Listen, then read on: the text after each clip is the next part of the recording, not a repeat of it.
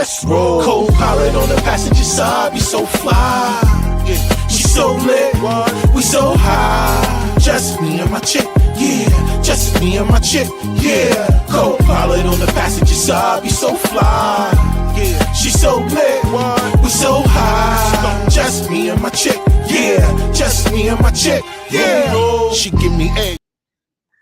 Yo, what up, y'all? Welcome to another one, man. It's your boy Ra1, and this is Sparking Conversation, and y'all know what I do each and every week, man. I get up here and I talk to some of the world's most interesting people, and I'm going to do the same thing tonight.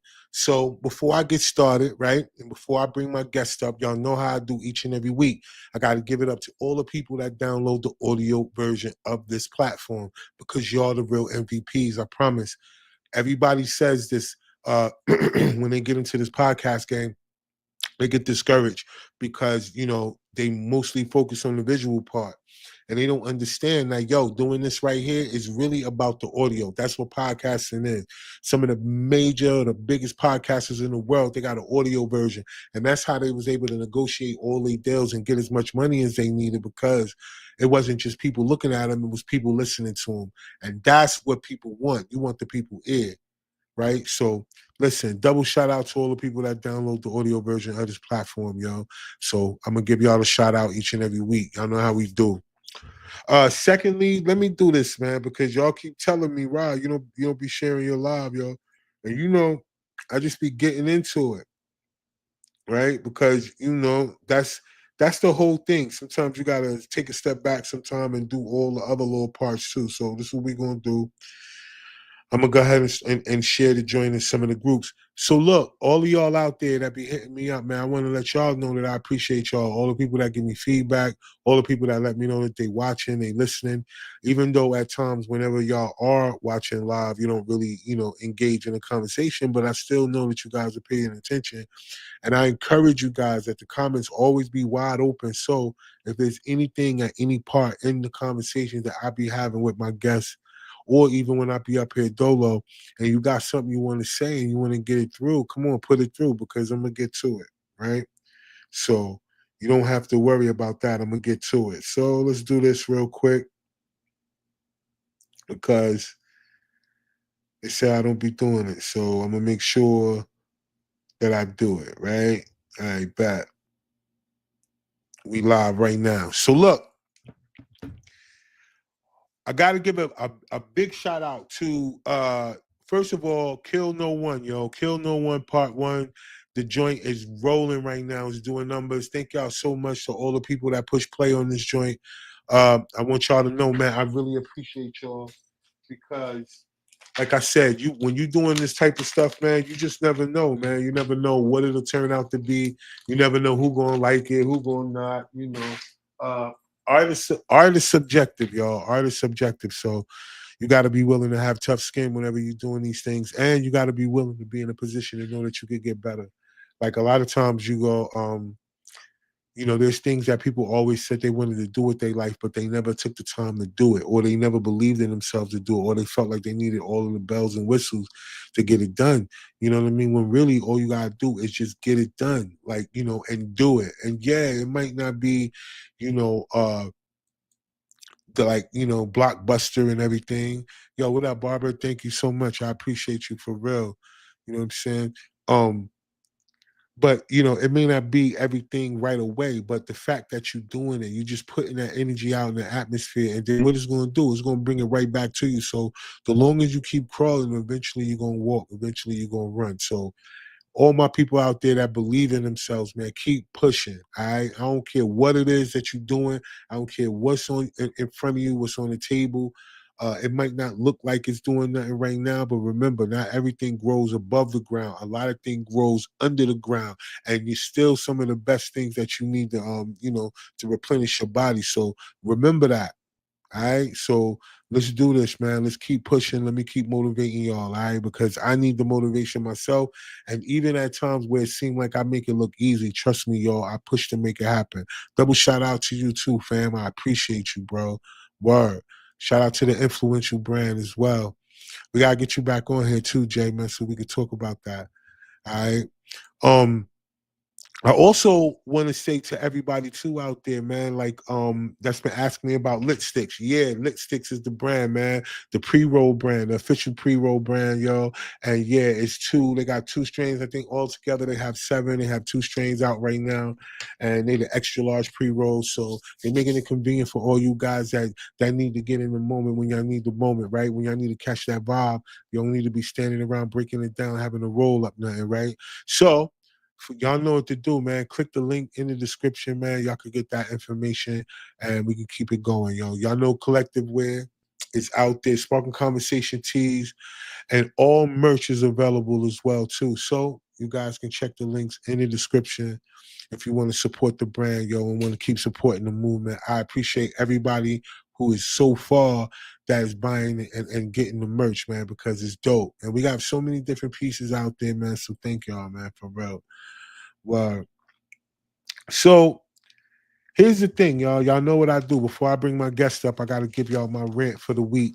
And you know, I like to have notes a lot of times because, you know,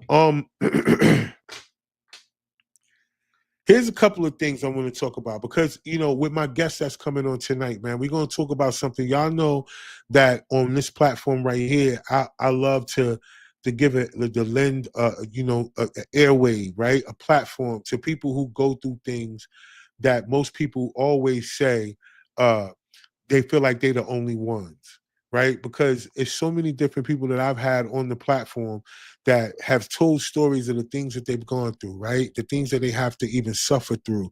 And during those times that they went through that, it made it seem like that they was the only ones going through it. There are very few people that survived some of the things that my guests are able to come on here and talk about, right? Because every experience that people go through is not viewed the same way, right? We understand in our community that, you know, there's some things that happen to people that are unexpected. It's super foul. It should have never happened to them in the first place. We like to chalk it up to wrong place, wrong time. All these other things that happen to certain people, right? But we don't always realize how we are supposed to get to our purpose. And a lot of times that be the end result of what we actually have gone through. It's not meant to break us, even though the situation is a breakable situation, right? But it's not. It's meant for you to be able to walk the path into your purpose. Because here's the thing that I know a lot of people don't think about because the way sex is set up in our community, right? Sex is set up to the point where that's all it's about. It's about busting the nut. It's about this, that, and the third. That's all it is. But people don't understand that the creation of life, because it gets down to the point where people are battling between who has the right to take the life, who has the right to keep the life, who can say that I'm supposed to pay and who don't. We got all of these other things in the way versus us understanding that, yeah, it only takes one time. It only takes one act to get there. But let me tell y'all something. It also takes 1 out of 1,000,000 to reach that egg. So from the door, everybody that makes it out of the womb, you are a winner. You are born a winner. The one thing about it is that I understand when it comes down to religion, a lot of people, they've learned that, you know, everybody's born in sin. And I never really understood that. Now I get the whole concept that people say for people that are religious. They were talking about, yo, you know what I'm saying? Because your parents and you was born through your parents and all that other shit. But look, nah, I just said it just never sat well with me that that's the way that we have to come into a place we didn't ask to come through. And if we did, in wherever the spaces is that we have to keep starting over in this life, right? You know what I'm saying? Because we keep starting over these lives. There are people who don't ascend. And I know it's people who think something differently, and that's not my business. I'm not here to convince people to think any other way. That's not my thing. I'm just saying based on what I feel and what I believe, you know. You are born a winner because yo, it's 1,000,000. Like, yo, we carry the seed of life in us as men, yo. And let me tell you, every time we shoot that gun, yo, it's millions of bullets flowing through. and only 1 out of 1 million make it there. So even when you look at your life and you say to yourself that this can't is not possible for you cursing yourself, because it is. Because in order for you to even be here right now, to suffer or to live the life that you're supposed to live, you were 1 out of 1 million that made it. And I know on the smallest level like that, people don't think about themselves in that way, right? Because we're all told that we're not supposed to think about ourselves in a way that makes us feel good about us, or that helps us to understand that we are winners, or that whatever we really are supposed to be doing in this life, if we figure out what that is and we focus on that, that our life may not be as easy as most people, but it'll be the most fulfilling life, right? Because you could get to a place of ease for yourself. Everybody has to have a testimony. That means you got to have a test. You can't have a testimony without a test, period. Don't matter, right? And in this lifetime, you're going to get tested. I don't care who you are. And then how you pass that test is going to determine who you are as a person, or were you worth it? Because if not, then one of your brothers or sisters could have made it to that egg without you, but you made it. So listen, let's give ourselves a little bit more credit. Let's take some of that negativity off of ourselves when we think about how we're born, or we think about the things that we know we're born to do, because your purpose, and some of us are going to be forced into our purpose. If you don't pick it up on your own and figure it out on your own by trying, then some of us are going to be forced into our purpose. And unfortunately, that may cause you to go through something that's really unfortunate, right? In the moment that you have to go through it. But the way you persevere, the way that you give it up for yourself, the way that you fight through it, the way that you hold on to your morals and your dignity, the way that you able to, say, make it through these things, is the reason why you yourself personally are going to help touch all these other winners. Because remember, the person sleeping in the park on the bench, the cat under the bridge, the people in the tents out there when you ride by the highways and you see them posted up in the tents, the people standing outside the lines of the shelters when they're giving out the food and all that, they winners too. But shit, to the most people out there, they wouldn't look at it that way. They're not looking at themselves that way. Everything that goes on in life, people don't look at it as a means to their purpose, not a means to the end. But a lot of people allow the things and make them become a means to the end. And unfortunately, they wind up in these situations. Amazing people, great people, some of the greatest minds in the world right now are sleeping under somebody's park bench, And that's a fact. But what I'm saying to you is that because at some point we have never been told that we are winners from the start. We've never been told that. We've always been told what we ain't going to be, who we not, and what we can't be, and what we cannot do.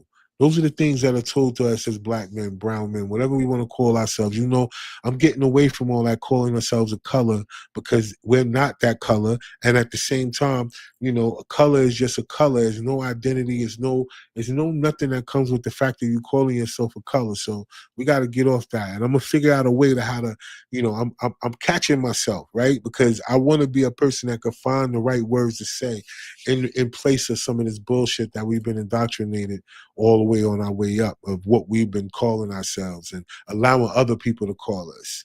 How they gonna call us African Americans when most of us, if you do your DNA, find out you never came from Africa. We've been here. But that's another story for another time, you know what I'm saying? But look, this is what we're gonna do. I got my guest. I'm gonna bring my guest up, man. I bet, because there was a couple of other things I wanted to talk about too when it came down to that, but we're gonna hold that off for next year. Because y'all ever heard of the Melungeon people? Because look, this is some crazy shit, right? It's a bunch of people out here who don't know who they are. But now, for some reason, a bunch of them came together because of something that's going on with their hair. Their hair made them all go ahead and get DNA tests. Come to find out, every last one of them are descendants of something that got to do with black people, African, whatever you want to call it, right? A bunch of fair-skinned people that was considered to be white, that was racist and still is in the mountains of West Virginia. Like, really, these people are really was just as racist and harsh to their own people because they didn't even know it just based on how they look. Now, can you imagine how many of us are walking around here calling ourselves something and don't know exactly what the hell we are? Now they finding out they got egg on their face, and now they upset because of who they are. They've been walking around proud of it up until now. Now they figure out who they are. They mad. That's crazy. But we're gonna talk about that on another show because I want to really give that some talk because I have a lady coming up in a couple of weeks, and she's going to break it down. Like we're going to talk about the whole Afro Latino thing that people go ahead and shy away from because they feel like that we're not all connected just because we separated by certain languages. You know what I mean? But we're going to figure that out. But I got my guy about to come up, man. I'm about to bring him on up, man, because this conversation we're going to have tonight is going to be one for the book. So I need all of y'all that's watching, man.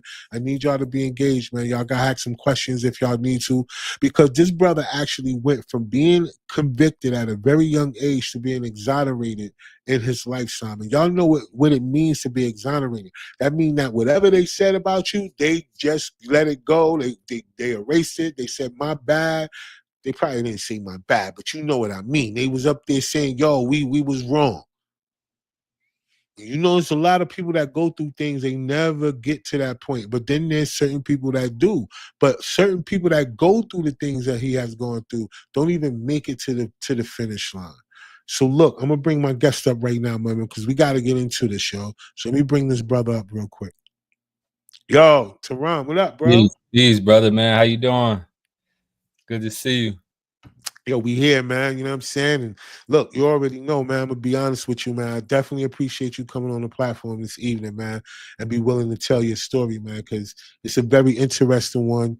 And you know, the fact that you want to be transparent enough about what what took place in your life is super dope, bro. Yeah. Thanks for having me, man. Yeah, facts. So let's do this, man. Let's go ahead and introduce yourself to the audience and just let them know why you're on the platform this evening, bro. Yeah, thanks. So my name is Taron Hill. I'm originally from Camden, New Jersey. Um, I was wrongfully convicted at the age of 18 years old. Double homicide, two murders of actually two women. So just growing up in inner city communities, you can only imagine what I went through, how I felt. Like I never could have imagined that could have happened to me. 18 years old, brand new father. My daughter was 30 days old. My daughter was born October 28th, 2004. I was arrested December 1st, 2004. My entire Wow. my entire world was shattered.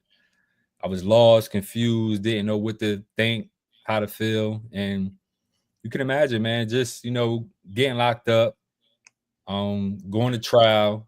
I'm innocent, so obviously I'm going to trial. Um, a so-called jury of my peers found me guilty, sentenced me to 60 years in prison. 60 years in Damn. prison. I was forced to serve 16 and a half of those years before I was ultimately exonerated. Um, best feeling in the world, man. Best feeling in the world. I knew the day was going to come. I just didn't know when. I kept fighting, kept fighting, kept fighting.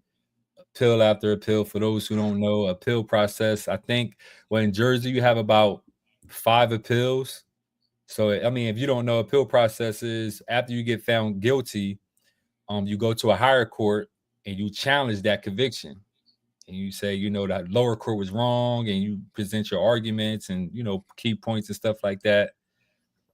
No court heard me out. Everyone denied me until our governor, Phil Murphy out of New Jersey, Mm-hmm. started a conviction review unit, which is kind of operates like an innocence project. And Yeah. they man, it was like 500 applicants, 500 applications, everybody writing.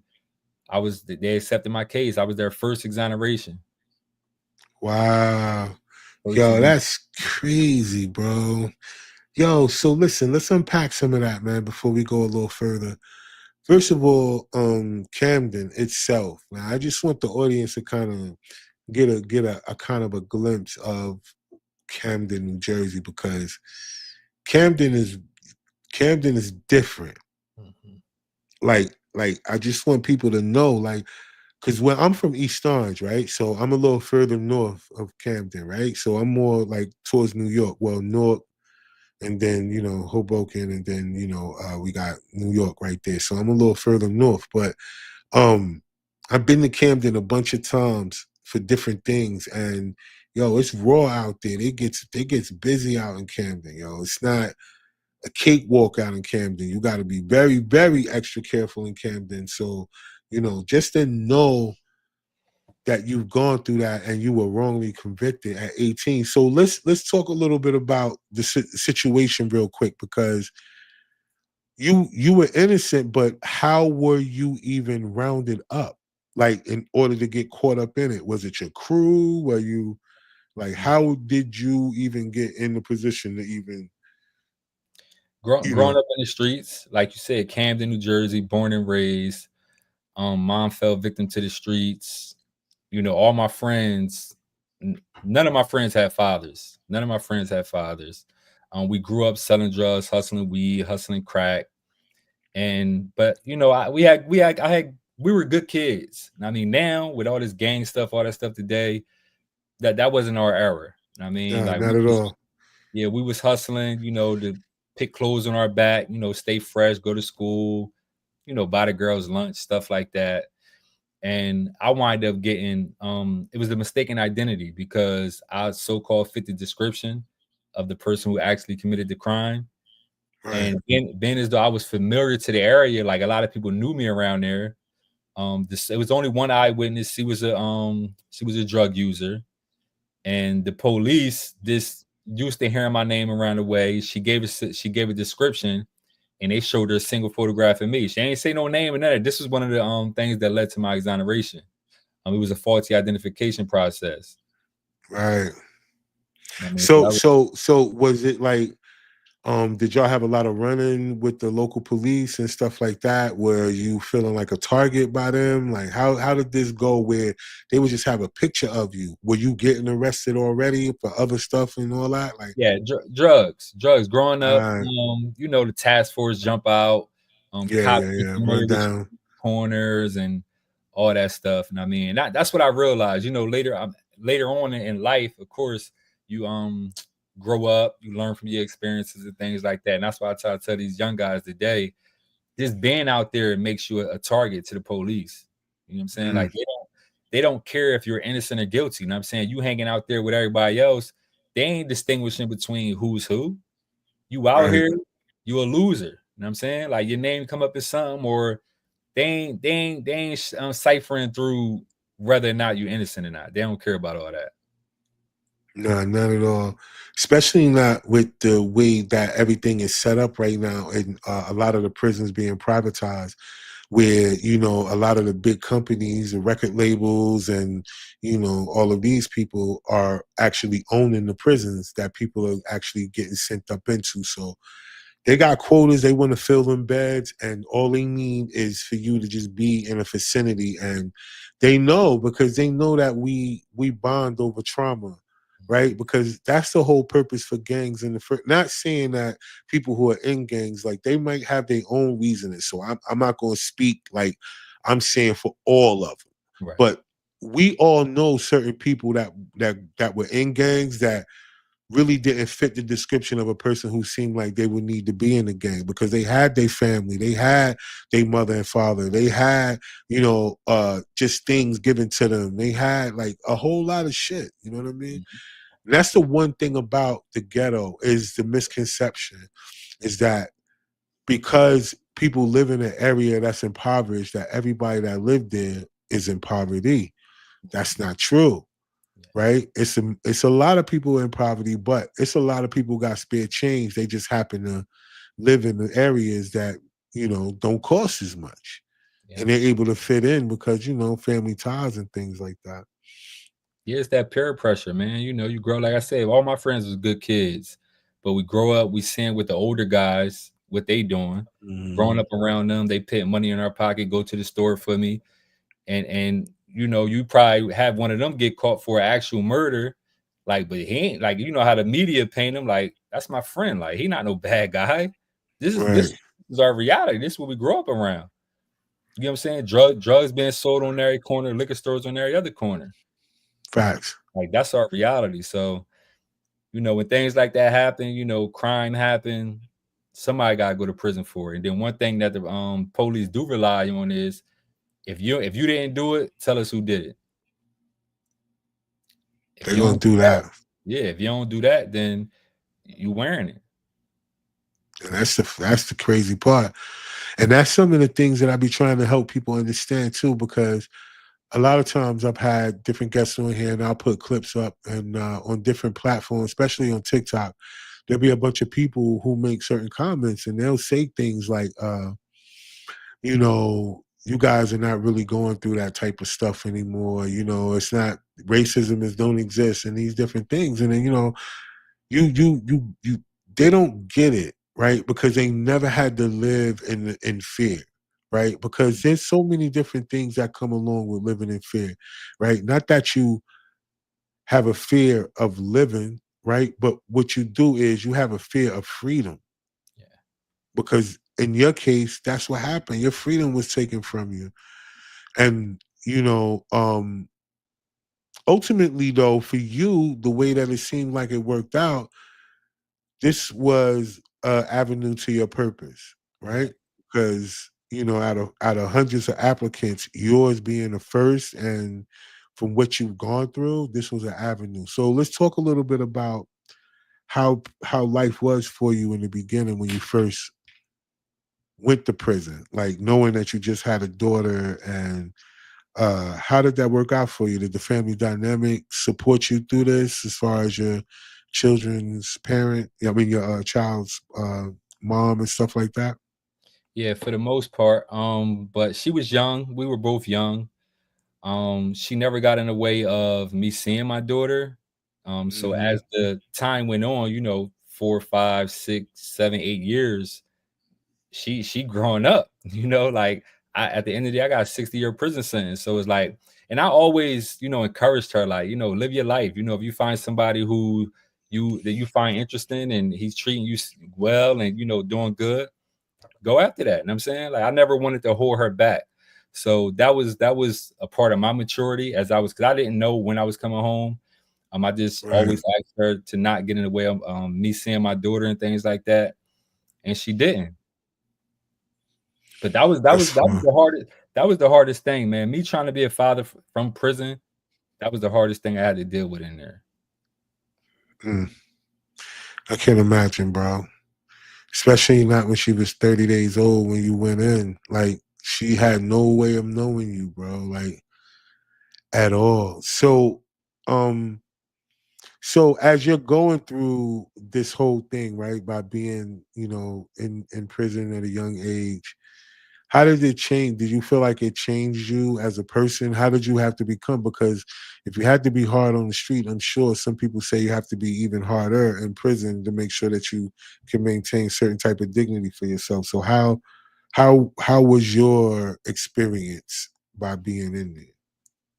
Well, being 18 years old, I'm talking about, I went to the Trenton State. You know that's the Sheesh. they call that the wall. That's the last stop, bro. Like people don't come home from there. So obviously you scared, you're afraid, you don't know what to expect. You hear all these stories, things like that. But you know, me growing up, I was always a likable kid. I always, you know, stayed in my lane, mind my business. So I knew that I wasn't really gonna have no issues. And I mean, but again, you're in prison, so you're always gonna have people that try you. You know what I'm saying? They see you Right, young, you know, you pray. You know what I'm saying? Like you pray. They fill you out, try to see what they could get from you, see if you know extortion and all that other type of stuff. You know what I mean, and thank God that I didn't have to go through any real hardships in prison. So I just mind my business, man. Stay focused on my case. I will say that you know it turned out like the point you made as far as it helped develop me, and ultimately walk in my purpose because mhm, things could have got worse. I'm talking about I seen guys my age mentally lose their mind, you know, to the medication in there, like they can't do the time. You know what I mean? So that always allowed me to use it as strength, like, damn, like that ain't gonna be me. Like I want to make it home and still have all my faculties in place. You know what I'm saying? facts. Like you gotta really use that. I'm talking about you call a home and you like dudes you get close with. I mean, they call it, nutting up. Like, bro, nutting up in there. Like, he don't even know like what's going on. I mean, dudes become so infatuated with just like the time. You know what I'm saying? They 60 years, that's all you really know. Until you get that time back, that's your number. Mm. You can imagine having people in your life, especially once you start getting denied those appeals. You like women, you know what I'm saying? You still try to maintain relationships with women throughout the time, and just friends and family.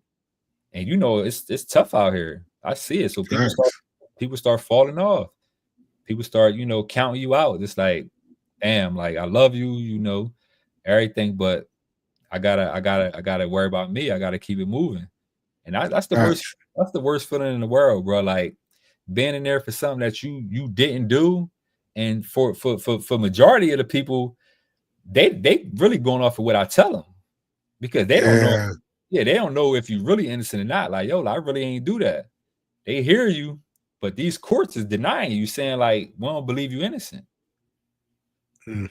That's just a tough situation, man. I don't wish that on nobody. And I was able to meet a ton of different people that was in there, that's still in there, that's also innocent. And I still try to, be a voice for them, and try to get back. Now, July 9th would be my 4-year anniversary being free. Dang, bro. Yeah, 4 years, man. 4 years, man. I mean, like, wow, yo.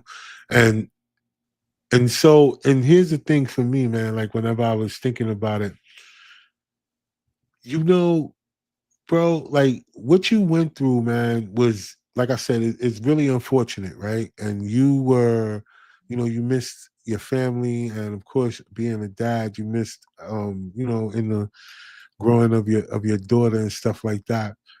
But then sometimes I look at it too, like, some of the things that people go through on the outside when they're not in a situation where they're sitting down, where they can't really be blamed for no one else's life, right? To be blamed for the way other people's lives has turned out, that is foul.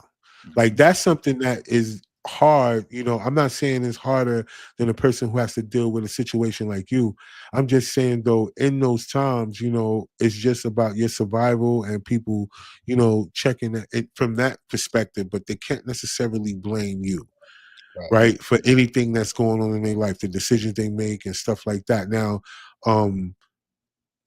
but being on the outside, and then being a person that tries to do as much as you can for people and is never enough, and having to wear that jacket, it's almost as if you might as well be gone somewhere, because whatever you do is never enough, no matter what you do. That's a terrible feeling within itself as well. And that's why I try to tell a lot of brothers, man, when they get together, like, don't compare war stories. Try to be empathetic to the ex person's story, right? Because you just never know. Whatever they gone through, it was just for them, Right. right? And for you was for you. But that's how we should be able to, as brothers, man, we should be able to have a different level of empathy for each other. And that's one thing that we lack for each other, right? Because we got this fake, what it is supposed to be a man type thing, that we look at another neighbor like, oh man, all right, well, look, you made it, yo, you survived, that's all that matters. It's like, hold on, fam. Right. Right. Like, I suffered through that. Yeah. This is why I'm giving back to people. This is why I dedicate my life to trying to give people a platform, or give people an ear, or whatever I can do on my end, is because of so many times that nobody will listen to me. For sure. For sure. Right? I tell a lot of guys still in there, I still get phone calls from, guys I built relationships with. These my brothers. Like it was difficult for me to come home and embrace someone who left me for dead, in a sense.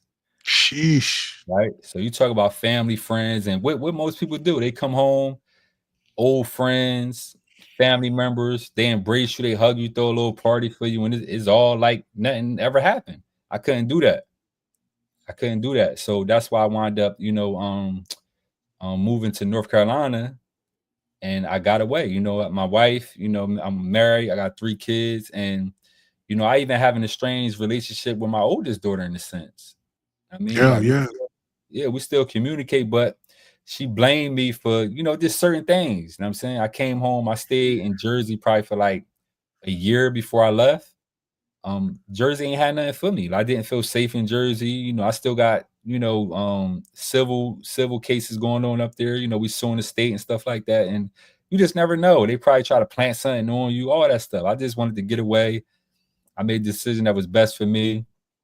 But our relationship is suffering from that. I mean, and you know, people Yeah, fail to realize that having a 60-year sentence, you never know. Me personally, I never knew if I was ever going to have the opportunity to have another kid again, true, be, be with another woman again. None of true. those things. So to come home and you know now you blessed to have these things, it's like it's just you just gotta be grateful, man. You gotta be grateful. You gotta keep pushing. You gotta use that as motivation. And again, I tell guys in there, y'all coming home to problems, man. They ain't got no bills in there. They ain't got no real. They main problem is this their freedom. You know what I'm saying, and that's priceless. I'm not um um I'm not downplaying that at all. But I Right, tell right. you, come out here in this real world. I'm talking about you have a week or two. Everybody's all love, brace, but people is expecting you to deliver. Listen, that's exactly why I said what I said about the fact that, you know, when people are in a position where they got to sit down somewhere, and even not even in the sense of having to be in a situation like you or having to go off to college or having to go off to the military, whatever puts them in a position where they're not in that right in the front of people, they don't understand how much of a burden that you don't feel whenever you're not to blame for people. And it's so crazy how people will look at you and blame you for something that you yourself could not help, right? And you know, having an estranged relationship with your children, especially in the sense of what they felt like they deserve, right? Because like you said earlier, you grew up in an area where none of your friends had their dads, right? And then me personally, I grew up where all my uncles and my dad, I mean, everybody was around. Now they may not have been with the mother of the children that they had us with, Right. but they was around like everywhere. It was no, we not gonna be in the life. I'm talking about from pickups to just coming by to drop offs to they was always in our life. So I didn't grow up in a situation where I didn't have male presence. And another thing too about what I noticed too, is that the bigger the family is, the closer the siblings are. So I noticed that too. So in my particular case, you know, on both sides, it's mad. It's a lot of them, right? And so we grew up with that. But you know, our children that we had to endure because, like you had to go be in a situation that took you away from your child. Then there's those of us who go through situations where it's just the other opposite parent that takes you away from the child, right? And you're fighting and you're fighting and you're going to court and you're doing all of these different things just to be a part of your child's life. At the same time, none of this stuff moves fast and it takes years. So in between all of this, you're just missing time with your child. Your child is growing further away from knowing you and knowing who you are. Right. And this is for people who are out here. This is why I'm saying about purpose. And I'm glad that you mentioned it too when it came to about your life, is that for those of us who go through stuff like that and we're looked at as the bad person, as the worst person in the world, as this the statistic of being an absentee parent. Like we'll never get to wear the jacket as the fighter, Right. the person that had to be motivated by the fact that they had a child out here, the one who had to go through the arguments and yelling and the fighting, the ones who had to resort to the fact of it was either resulting to violence or me walking away. Right. You know, and so they'll never understand that until they get into a situation themselves where it's like that. But you don't wish that on your children, right? Mhm. Nah, that's real, man. That's definitely real. And all I could do is, you know, as a father, I always reach out, try my best. It just seemed like everything, you come home and then you feel like that people are holding you to like, oh, you got to make up for lost time. Oh, you owe me True. this, you owe me this. You got to do this. You got to do that. Oh, like, you know what I'm saying? Like, I don't have to do anything. You get what I'm saying? Like, I came home again. She was 17. So I only got what, a year, 2 years before she, grown. Now, I Right. mean, it's like, I didn't me having kids because a lot of people say, you should have waited. You had kids too quick. All this and that. My wife got pregnant like 6 months after we was together. But I'm like, I just did 16 and a half years. That's how Right. long that's how long I was forced to wait. You get what I'm Yeah. saying? But come on, Yeah. like, but I just use that as motivation, man. Keep my family together, work on all those moments that I missed, and try to pour into them what I wasn't able to pour into my oldest daughter. Yeah, facts. And then, what I'm saying, on this end, man, I'm gonna still pray for that relationship, bro, that at some point she may can consider, just what you've gone through, Mhm. and the fact that you was exonerated. So the exoneration should come to a lot of people that was in your life as the fact like, yo, fam was really innocent. Like he was innocent this whole time. He had to suffer through something. It wasn't his fault. Now, that's the one thing about being a man, like, um, there's a lot of people that'll point out what's wrong with you in a heartbeat, but very few people will come back and apologize for being wrong about you. You know what I mean? Very few. Like it takes a real mature person to come back, like outside of them just really pointing out what's wrong with you all the time. You didn't do this, you didn't do that, you didn't do that. But then when they are wrong about you, they're not gonna come back and let you know, like, yo, listen, let me be honest with you, my bad, yo. I had this thought, or I was thinking, and I was wrong. I really felt this way, but I was wrong. I apologize, because some people don't know just how much of an apology helps with a person who mentally had to put a person that they love in a space of saying, "Damn, this person really left me out here, yo." Yeah. Like I'd do anything for this person, and now I'm in this position and I'm fighting for my life in whatever way that could be. Yo, this person really left me out here, yo. Like Man, that's one of the most difficult. It was bittersweet, man, because when I got exonerated, um, the way the process went, I had a heads up, right? So I knew I was going, have a hearing. We was going to have a hearing. The state, they was going to submit the motion to dismiss and vacate, and the whole process. But when it all was going down, we had one of the victims' mother, like mhm, having a fit, outside the courtroom because, of course, they got to inform her that we exonerating this man, he's innocent. But imagine them telling her that after almost 17 years of the right. the, the police swearing up and down that they had the right guy. The whole Imagine time they had the room. she didn't came to peace. She didn't came to peace with thinking that her child's murderer was off the street. But this whole time they had it wrong. Like, this is what's so sucky about our system, man. Like, they care about convictions. They don't care about whether it's true or false. No. Mm-mm. Because our lives are not as important to them as they based on the power that they wield. And a lot of it, and this what goes back to us really checking ourselves, right? Because the reason why we want to open barbershops and we open rim shops and sneaker shops before we come together and open up, and get into the politics of our cities and our states and learn even to start on the local level so we can help change some of these things. Because a lot of these laws and stuff that are in these places is because those people who is responsible for those laws are still staying in power because of our whole ignorance to the fact of what we feel like ain't us. You know, how many people in our community call, oh, I ain't into politics, or I ain't into this and I ain't into that. But that don't mean that the shit ain't into you. And we are really to blame because, for $1 trillion spenders in this country for who we are as a group of people, but to not have nothing that we invest in as a group of people who have access to trillions of dollars is the reason why we still suffer and where we are, bro. We got to go through the worst things and we hate it, but we still, the mindset hasn't shifted. Right.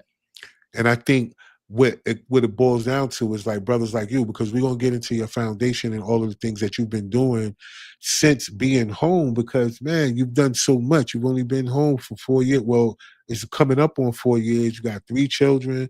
You got 3 more children, right? Or is it Well, 3 my wife, including? yeah, it's 3 including my wife's. The wife already had a daughter, so we got 2 together, and then she had a daughter. And she had a daughter, and then you got the oldest daughter. Yes. Right. So when you came home, yeah, you straight went, yeah, you shoot, you ain't, we ain't waste no time, man. You was a bam. So what I'm saying to you is that in the mix of all the things that you've done in a short amount of time, it's a lot to be proud of, bro. Mhm. And I don't know if you ever really sat back and just kind of looked at, you know, where you are in 4 years versus what you went through in 17 years. You know, your next 17 years from here should be life changing in so many different ways for other people because of how much you've done in only 4 years, right? Um, let's talk a little bit about that, right? So, um, coming home, because here's this thing about the jacket that you wear whenever you come home from a situation like you went through.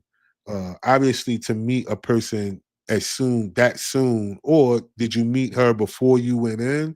Is she Yeah, somebody you knew? we had history. We was childhood sweethearts, so we just reconnected when I came home. There it is. So that's what I was going to say, because there are, in your situation, coming home and in the mix of it like that, it would take a lot, right? Because of a person who has to get to know you based on the fact of whether they, they really get what you went through or not, right? So that was a good look too, that you was able to come to a familiar face and be able to continue life and move on from there. So let's talk a little bit about your transition from coming home. Did you feel institutionalized? Did you have to break a certain mentality for yourself in order to come through? Like, what was that like, your whole transition from getting out to getting free? Man, prison for one, it's all men. So you're not really able to, you're not communicating with women like that on a regular unless you, like I said, your little shorty you mess with over the phone. Um, just family members, things like that. So coming out and my first time at the mall, this was like different. Like I'm mixing and mingling with men and women, and I'm like, yo, like it just felt extremely weird, bro.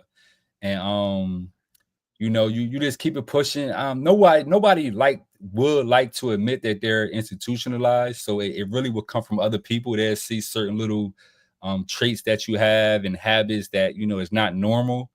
But for the most part, I think I did very well with the adjustment. I fell in love with fitness in prison. That's one of the things that helped me stay strong mentally. So coming home, I made sure I continued that.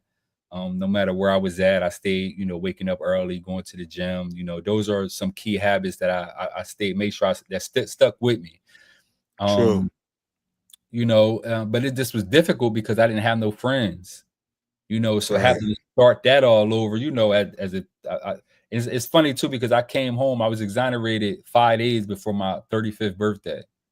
So Wow. it's so weird, man, how The everything happened. synergy. Mm, It's beautiful, man. But coming home to no friends, and then imagine a 35-year-old man, like you actually making friends. You got to make friends at that age. Like right. you got your day ones. Y'all solid. Like ain't no, it's all about elevating now. You feel me? But True, true. that was real difficult. You know what I'm saying? Like I said, as a grown man, it's like, damn, like it's kind of like lonely. You feel me now? I got my wife, you feel me? But we didn't like move together until like a year after we was, dating. So it was a Right. long distance relationship. So I just stayed in the gym, man, continue to work, continue to find my way. And it was very, very difficult, but I had to go through that because I couldn't go back to, What you was, yeah. those faces that I didn't feel comfortable around. Like that would have been a Hmm. mistake. I'm saying, and then just the peer pressure. You come home, everybody's smoking, everybody drink. I don't smoke, I don't drink, I don't do none of that stuff. So Right. it's just like everybody party, everybody's still doing the same stuff. Everybody's still doing the same stuff. They aged, but True. mentally they didn't change. In the same space, right? Yo, listen, bro. There's a lot of people, man, who like whenever they've gone through something, they got a mindset of blame. Mm-hmm. You know what I mean? Because they be like, yo, this person did the reason why I'm there. If it wasn't for this, if it wasn't for that, all I had to. So the fact that your mindset was real positive, and the fact that even wanting to make friends, because technically, friends is, I mean, not totally, but friends is what got you in this position in the first place, Mm-hmm. right? So the fact that you were still even open to it, and there's even in regular relationships, there's a lot of things, and a lot of women have this thing that they do too, is that whenever they've gone through a relationship with a person and it was bad, they change the good parts of them. Right? Because they feel like the good parts of them was what another person took for granted, not knowing that the person that you were doing good for was a hurt person in the first place too. So it wasn't what you were doing for them. That's just who you are. It was the fact of who they are.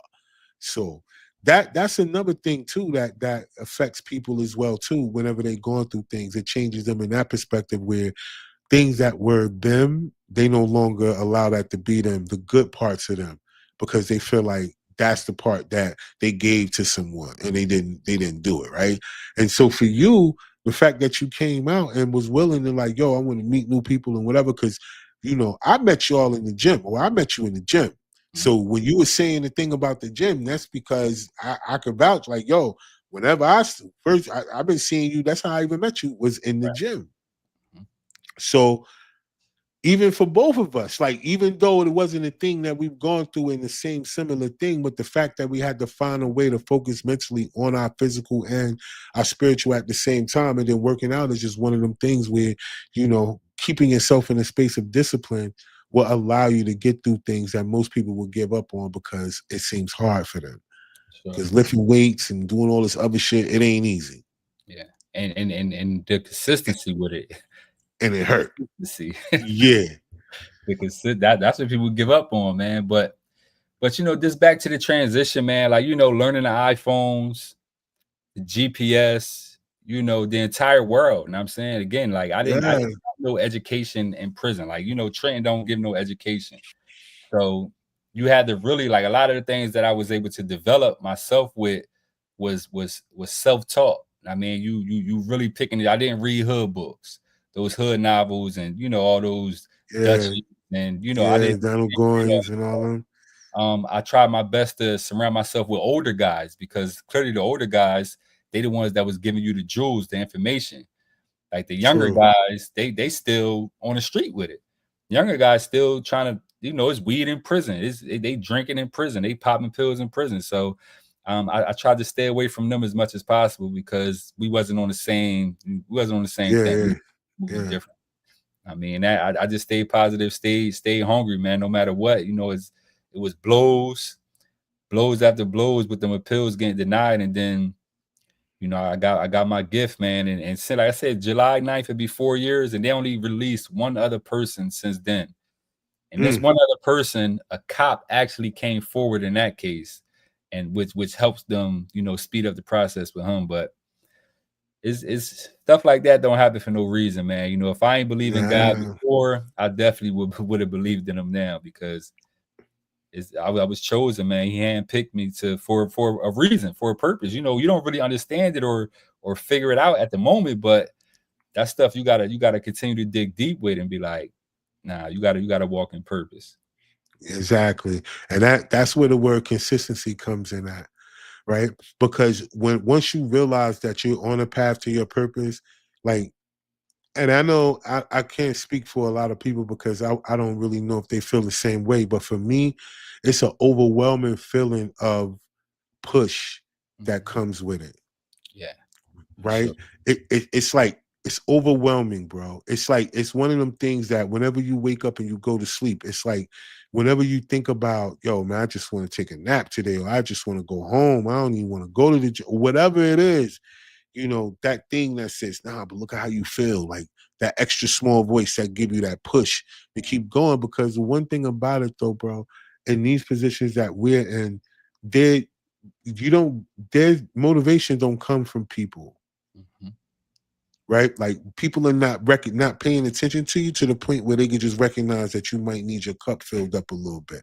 Mhm. You got to go ahead and fill your own cup up when you're on your purpose. And that's one of the things too that's tough about a purpose driven life, right? Because you got to keep filling your own cup up, because if you if it don't happen, it's really your fault. It's nobody else's. Right. Right. And then for you, like you didn't go through them 17 years and for things to work out for you the way that it worked out up until almost your birthday getting out, up until, you know, reconnecting with a high school sweetheart, and to continuing to build a family, getting a second chance to be a dad. Like, yo, listen, you would have never not been a father, right? But to be a dad, Yes. getting a second chance. So the way that all of these things worked out, and then out of all the people that was behind you, them people didn't get the same opportunity. Your version of this purpose, bro, wasn't for nothing. So all the things that you got your hand on right now with consistency is going to be successful, and it's going to help a lot of other people, because like you said, uh your road to your purpose, you could pretty much see that you went through this for a reason. Mhm. More so than you went through it because you just happen to be a black man in the inner city. Absolutely. Facts. So look, bro, we all are going through something similar. I want you to understand that from a fact. I want you to know, like, yo, the same, it's a lot. Mhm. Only difference is coming up on this platform, you gotta allow your guests to have as much of the room as possible. Can't come up here and talk about your damn self, right? So, but the struggle, guys, I want you to know we share the same thing in the struggle, bro, of how you had to find your way to the purpose. So much loss Yeah. that comes with your purpose, yo. You lose a lot. People, But places, and things. it's so crazy, bro, because I mean, not to get, religious or anything like that, but Right. if any for anyone who's familiar with the Bible, it really is like every prophet suffered, bro. I mean, Facts. so I try to tell people now, like, what makes you better than them?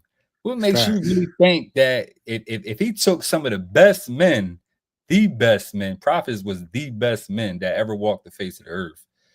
If he took them through struggles and hardship the way that he did with them, what makes us think that we're not like we so much better than them? Like, why am I going through this? Why am Facts. I going through that? Like, you gotta try to understand that you're going through it for a reason. You're being tested.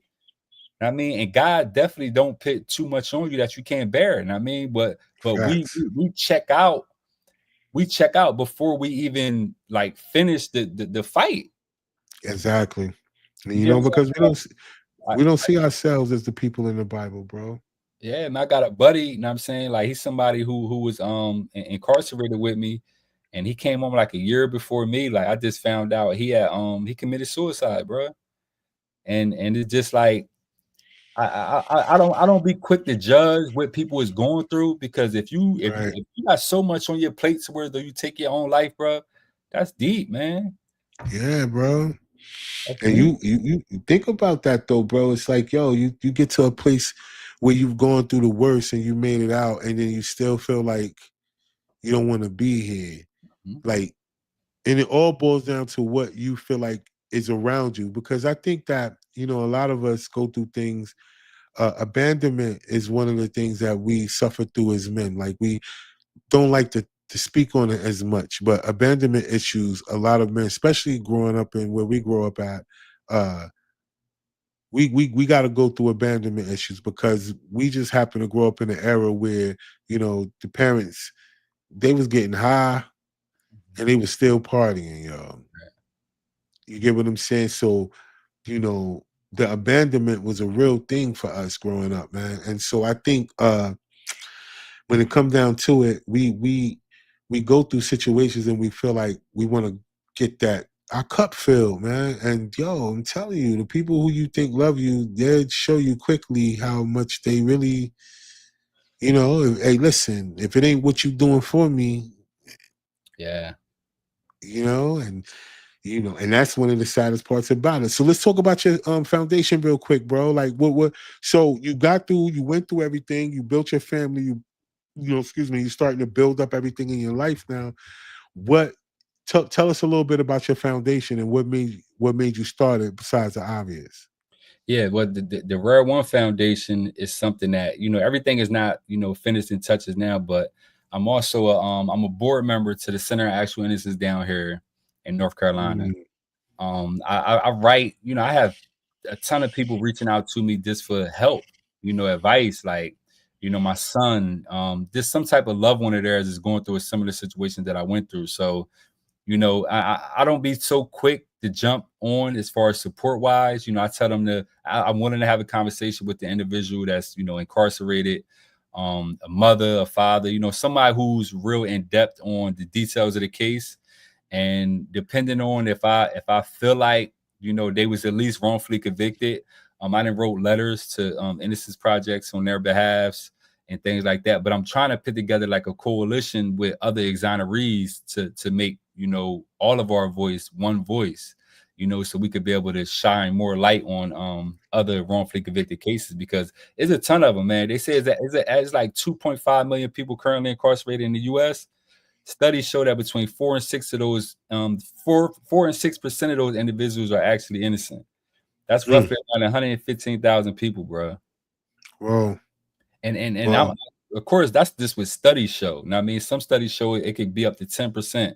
So it just need to be more light on it, man. I think, like you mentioned earlier, a lot of us feel like, a lot of people in our community feel like, well, I'm not affected by that, so I'm not going to speak out on it. I'm not going to support it. I'm not going to. But we're all affected by it.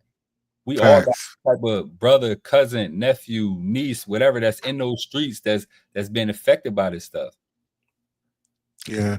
And I wanna connect you, bro, because here on this platform, bro, I've been listen, I've had so many different, and I got more people scheduled to come on um that have gone through so many different things, and they're in the legal system to a point where, because they're still fighting, a lot of them are fighting for children that are no longer here. I mean, like not even living anymore, based on things that's happened. And so I want to connect you with them too, man, because it got to be more awareness around just of it all, right? Right. Like the awareness of the fact that there are people who are convicted innocently, and there are also people who suffer through things based on the way the judicial system is set up in these particular states.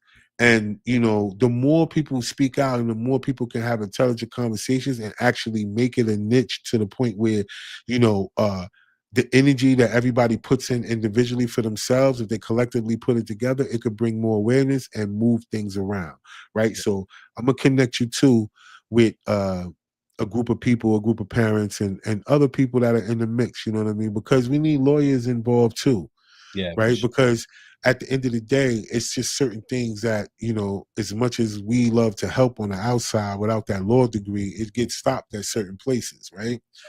But it's a lot that civilians can do. It's just the fact that, we need those people as well too. So um yeah, man, I'm gonna connect y'all, man, and we're gonna put some things together, because we gotta continue to find ways to help each other. Because like you said, a person may not be faced with it personally, but it could be them.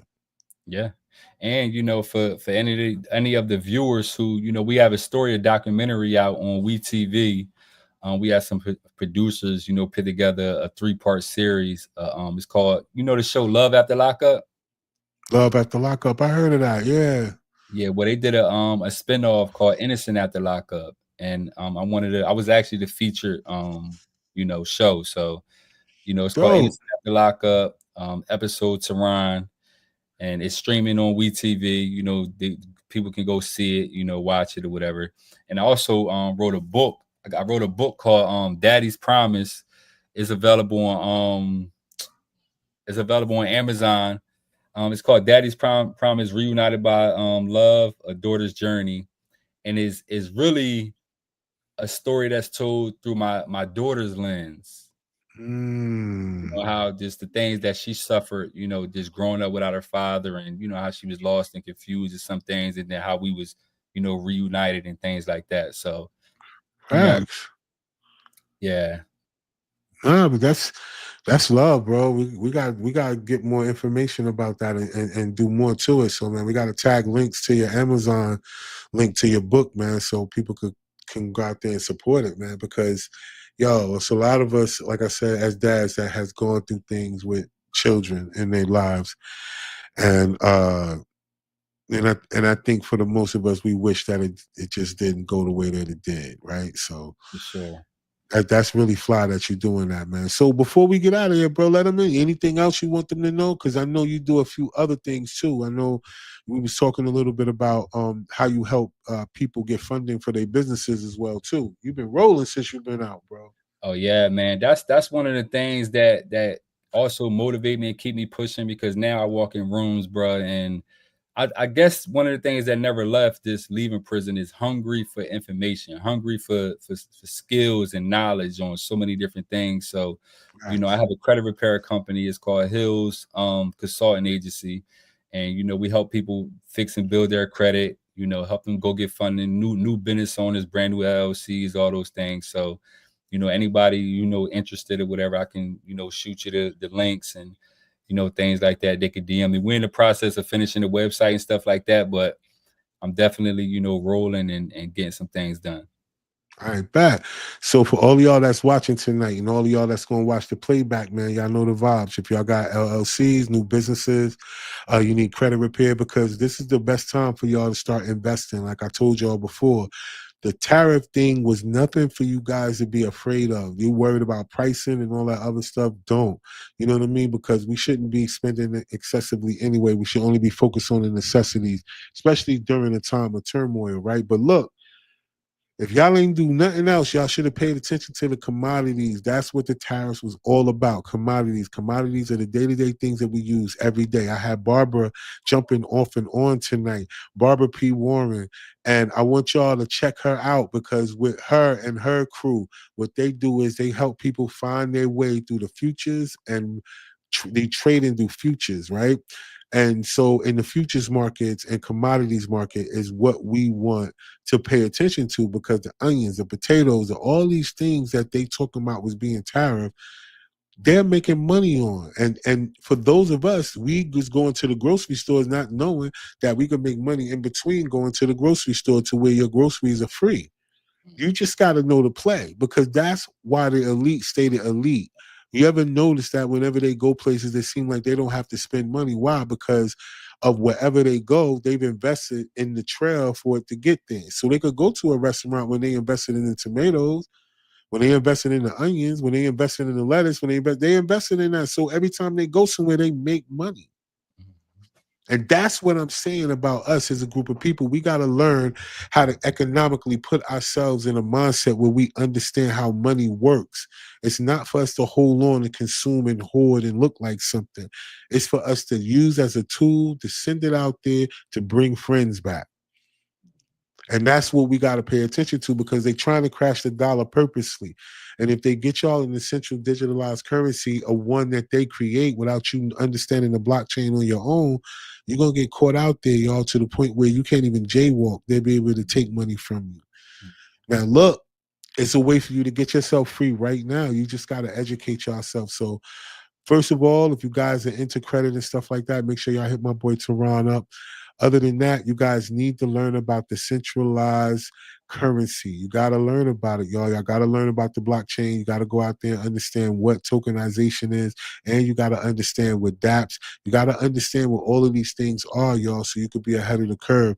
The person who created this stuff did not have the elites in mind. Remember that. It doesn't matter how they spin it. They had us in mind. For those of us that have been at the bottom for the longest, they had us in mind when they created this.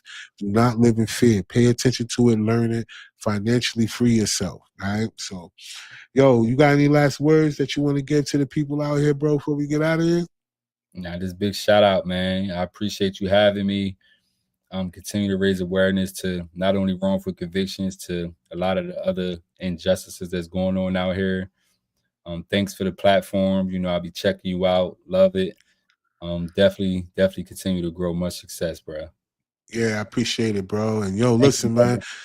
Yeah, y'all boys, and then yeah, Barbara is one that y'all want to contact, man. If y'all guys want to get into the future in commodities trading, y'all want to learn how to maneuver, y'all want to learn how to change your life, build generational wealth one stream at a time. I want y'all to holler at Barbara.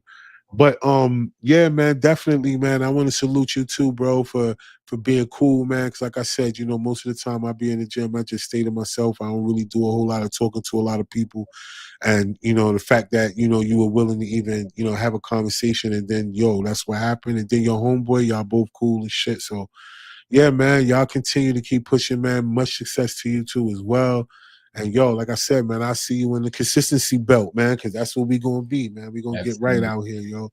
Right. So before we get out of here, y'all, to all y'all that watched tonight, definitely appreciate y'all, man. Y'all know the vibes. Everybody that gave comments tonight, I definitely appreciate that.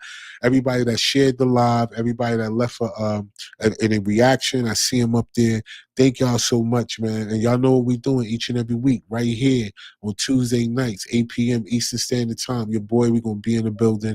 We're going to have some of the world's most interesting people on here, and we're going to keep giving this information out to the people, all right? So y'all know the vibe, man. I say this each and every week. If you don't believe in yourself, nobody else will. So until next week, y'all.